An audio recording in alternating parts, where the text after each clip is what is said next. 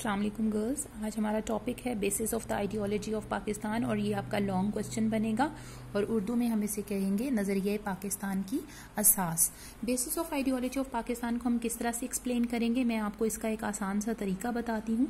बस आपने ये जहन में रखना है कि पाकिस्तान का तस्वुर देने वाले लीडर्स जो हैं उनके जहन में क्या बात थी जब उन्होंने पाकिस्तान के मुतालबे का सोचा या पाकिस्तान के लिए एक तहरीक चलाई, तो उनके जहन में क्या तस्वुर था कि नई कायम होने वाली इस्लामी रियासत कैसी होगी, तो और उसके फीचर्स क्या होंगे। तो हम एक ऐसी स्टेट जो इस्लामिक प्रिंसिपल्स की रोशनी में कायम की जाती है उसके फीचर्स पढ़ने जा रहे हैं कि इस्लामी उसूलों की रोशनी में कायम होने वाली रियासत के फीचर्स क्या होते हैं।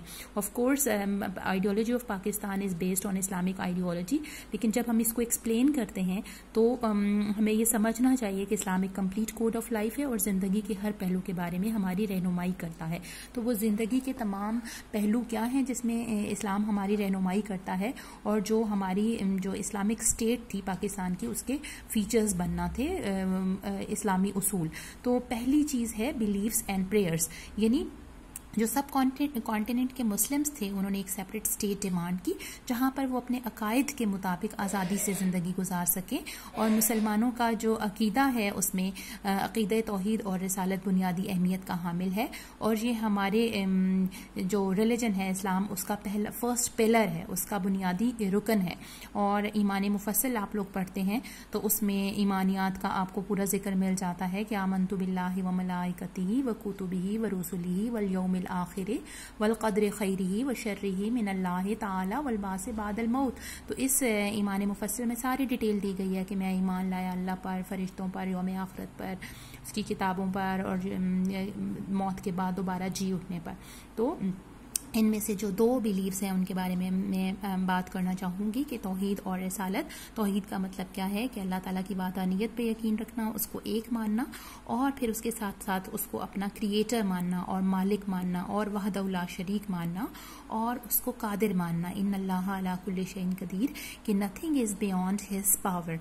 तो इसके साथ ही तौहीद के साथ एक कॉन्सेप्ट और भी आ जाता है, वो क्या है कि absolute authority belongs to Allah almighty in an Islamic state. इसका मतलब ये है कि इंसान जो है वो ज़मीन पर अल्लाह का नायब और खलीफा है। इन्नी जाइलुन फिल अर्द खलीफा, अल्लाह ताला ने सूरह बकरा में इरशाद फरमाया कि मैं इंसान को ज़मीन पर अपना खलीफा बनाने वाला हूँ। तो वो इंसान जो है वो ज़मीन पर अल्लाह ताला का रिप्रेजेंटेटिव है और उसने ज़मीन पर ज़िंदगी गुजारनी है अल्लाह ताला के दिए हुए कवानीन के मुताबिक और असल इख्तियार का मालिक अल्लाह ताला है। और रिसालत पर अकीदे से क्या मुराद है कि अल्लाह ताला ने इंसानों की रहनुमाई के लिए डिफरेंट टाइम्स में डिफरेंट मैसेंजर्स भेजे और उन्होंने अपना फरीज़ा जो है वो पूरी तरह से सरअंजाम दिया, उसको मुकम्मल किया और वो सब मासूम थे। और जो फाइनलिटी ऑफ प्रॉफिटहुड है कि हुज़ूर सल्लल्लाहु अलैहि वसल्लम आखिरी नबी हैं और कुरान और सुन्नत में दी गई तालीमात हमारी रहनुमाई के लिए मौजूद हैं कि इस्लामिक स्टेट किस तरह से चलाई जाएगी, ये हमें गाइड करती हैं। फिर जो है दीन का हमारा दूसरा रुकन जो है वो नमाज है, तीसरा रुकन जो है वो ज़कात है, तीसरा रोज़ा, चौथा ज़कात और पांचवा हज है। इनके बारे में आप खुद पढ़ सकते हैं, बहुत आसान है। आप समझें आज आप इस्लामियात का टॉपिक पढ़ रहे हैं। जस्टिस एंड इक्वालिटी एक और फीचर इस्लामिक स्टेट का कि हम इसलिए एक स्टेट कायम करना चाहते थे जहाँ पर इंसाफ बिला इम्तियाज मिल सके। कुरान पाक में है कि तुम्हें किसी कौम की दुश्मनी इस बात पर मजबूर ना करे कि तुम अदल ना करो, अदल करो ये तकवा के ज़्यादा करीब है। यानी अगर आप किसी से दुश्मनी रखते हैं, किसी की रंगत, किसी की ज़ात, किसी के अकीदे को पसंद नहीं करते, तो ये इंसाफ की राह में हायल नहीं होना चाहिए, बल्कि आपको सबके साथ किसी फ़र्क के बगैर इंसाफ करना है। फिर यह है कि इस्लामी स्टेट में जो अदलिया है, अदालतें आज़ाद होती हैं और कोई भी कानून से बालातर नहीं होता। सुप्रीमेसी ऑफ लॉ का मतलब क्या है कि no one is above law. इसमें फातिमा नामी औरत जिसने जो चोरी का वाक़या था वो आप अपने जहन में ला सकते हैं कि किस तरह से हुज़ूर सल्लल्लाहु अलैहि वसल्लम ने एक बासर कबीले की औरत को सज़ा दी थी चोरी करने पर। और मसावात के बारे में हदीस है कि तुम सब आदम की औलाद, एक खुदा ने तुम्हें बनाया और तुम सब आदम की औलाद हो और किसी अरबी को अजमी पर कोई फजीलत हासिल नहीं। ये हदीस आप रिकॉल कर सकते हैं, मैंने पूरी हदीस बयान नहीं की। प्रमोशन ऑफ डेमोक्रेसी, डेमोक्रेसी का क्या कॉन्सेप्ट है इस्लाम में, व अमरुहुम शूरा बैनहुम, और उनके मामलात आपस में मशवरे से तय होते हैं, यानी कंसल्टेशन, कि आपने मशवरा करना है हुकूमत करते हुए। जैसे आज़ू सल्लल्लाहु अलैहि वसल्लम के दौर में भी हमें बहुत सी मिसालें मिलती हैं कि आज़ू सल्लल्लाहु अलैहि वसल्लम मामलात में मशवरा लेते थे। और कायद-ए-आज़म ने इसके बारे में क्या फरमाया कि हम इस्लाम से हमने जमहूरियत और मसावात का सबक सीखा है और कंसल्टेशन का सबक सीखा है, और हमने अपनी जो डेमोक्रेसी है उसकी बेस इस्लामिक प्रिंसिपल्स पे रखनी है। इस्लाम और डेमोक्रेसी जो हैं वो सेम, यानी इस्लाम ने भी डेमोक्रेसी का सबक दिया है और इस्लाम जो है वो कंसल्टेशन पर जोर देता है। फ्रेटर्निटी एंड ब्रदरहुड क्या है, अखुवत की टर्मिनोलॉजी आप ज़हन में ला सकते हैं। भाईचारा, और भाईचारे के बारे में आपने पढ़ा होगा, इन्नमल मोमिनूना इख्वतुन, के बेशक तमाम मोमिन आपस में भाई भाई हैं।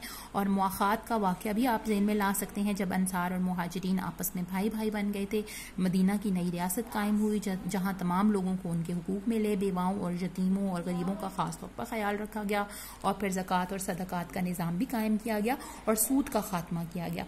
सूद क्या होता है, तिजारत के से बिल्कुल मुख्तलिफ है सूद, और इसका मतलब ये है कि आप अगर किसी को मसलन मिसाल देती हूँ, कोई रकम उधार दें और फिर उससे कुछ अरसे बाद उस ओरिजिनल जो आपकी अमाउंट है उससे ज़्यादा का तकाजा करते हैं, तो वो जो ज़्यादा रकम है वो सूद के ज़ुमरे में आएगी, क्योंकि वो उस रकम के लिए ना तो आपने मेहनत की और ना ही उसमें कोई आपको नुकसान का ख़तरा था। तो अल्लाह ताला ने सूद खाने वालों के ख़िलाफ़ और सूद का मामला करने वालों के ख़िलाफ़ ऐलान जंग किया है कुरान पाक में। अखुवत के बारे में एक हदीस दी गई है यहाँ पर। हुज़ूर सल्लल्लाहु अलैहि वसल्लम ने फरमाया कि एक मुसलमान दूसरे मुसलमान का भाई है, ना तो वो खयानत करता है, ब्रीच ऑफ ट्रस्ट, और उसको बाज रहना चाहिए किससे, मेलिशियसनेस से और मेलिग्नेंस से, यानी बदनीयती नहीं होनी चाहिए उसकी दूसरे मुसलमान भाइयों के लिए, उनको नुकसान ना पहुंचाए, और एनवायसनेस, यानी उनसे हसद ना करे, वो उनका खैर खा हो, एक दूसरे के खैर खा हो मुसलमान, और एक दूसरे की मदद करे। और लास्ट जो फीचर है इस्लामिक